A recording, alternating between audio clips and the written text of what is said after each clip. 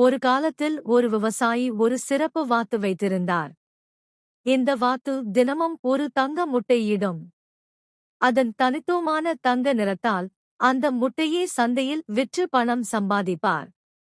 இருப்பினும் ஒரு நாளைக்கு ஒன்றுக்கு மேற்பட்ட முட்டைகளை விரும்பினார். மேலும் அந்த வாத்து ஒரு நாளைக்கு ஒரு முட்டை மட்டுமே இடுவதைக் கண்டு விரக்தியடைந்தார்.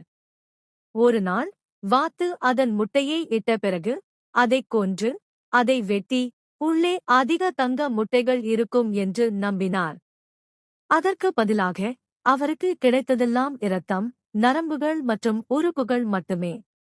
தான் ஒரு அப்பாவி உயிரினத்தை கொன்றுவிட்டதாகவும் தனது பேராசையால் தனது வருமானத்தை சேதப்படுத்தியதாகவும் உணர்ந்தார். அவர் எவ்வளவு புலம்பினாலும் சேதத்தை மீள முடியாதது.